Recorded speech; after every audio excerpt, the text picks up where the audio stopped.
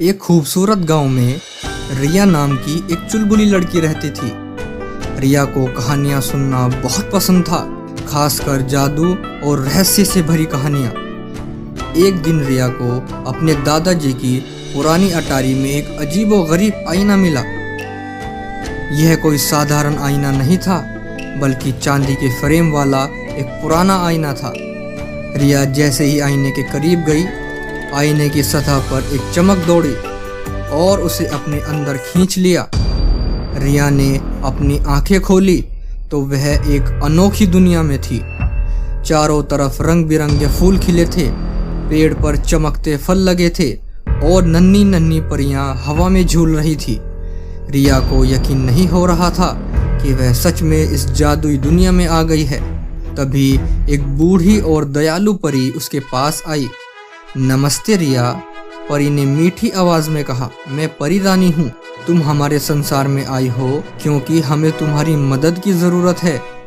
रिया ने हैरानी से पूछा, लेकिन मैं आपकी क्या मदद कर सकती हूँ? परी रानी ने समझाया, हमारा जादुई संसार एक निकम्मे जादूगर के कब्जे में है। उसने हमारी खुशियों को चुरा लिया है और हमारे संसार को अंधेरे में डुबा दिया है। हमें तुम्हारी हिम्मत और बुद्धि की जरूरत है।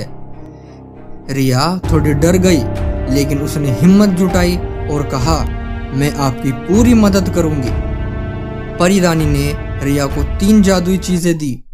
एक जादुई कंघी जिससे उसकी हर इच्छा पूरी हो सकती थी, एक जोड़ी उड़ने वाले जूते जिससे वे हवा में उड़ सकती थी, और एक जादुई थैला जिसमें वह कुछ भी रख सकती थी।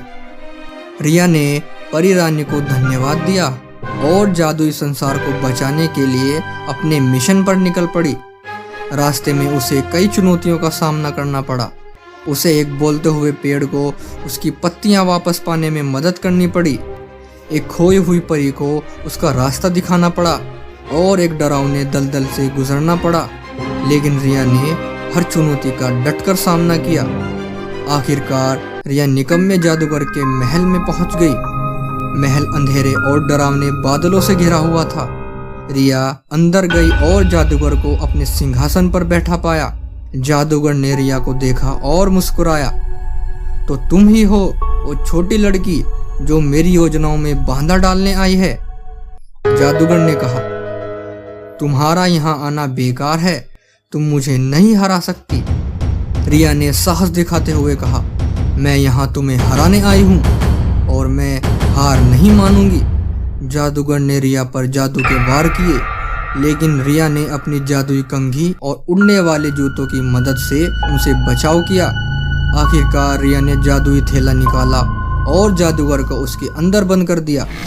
जैसे ही जादूगर को हराया गया, महल पर से अंधेरा छट गया और जादुई संसार फिर से खुशियों से भर गया। परी रानी और सभी परियां रिया के पास आई और उसे धन्यवाद दिया। रिया, तुमने हमारे संसार को बचा लिया। परी रानी ने कहा, तुम एक सच्ची नायिका हो। रिया बहुत खुश थी कि उसने जादुई संसार की मदद की। तभी आईने की सतह पर फिर से चमक दौड़ी और रिया वापस अपनी दुनिया में आ गई। वे अपने दादाजी की अटारी में थी। आईना उसके सामने था। रिया मुस्कुराई। वह जानती थी कि उसने जो अनुभव किया था वह सिर्फ एक सपना नहीं था। वह एक जादुई दुनिया में गई थी और उसे बचाया था। वह एक नायिका थी और सबसे महत्वपूर्ण बात यह थी कि उसने सीखा था कि अगर हमारे पास हिम्मत और अच्छाई है तो हम किसी भी चुनौती का सामना कर सकते हैं।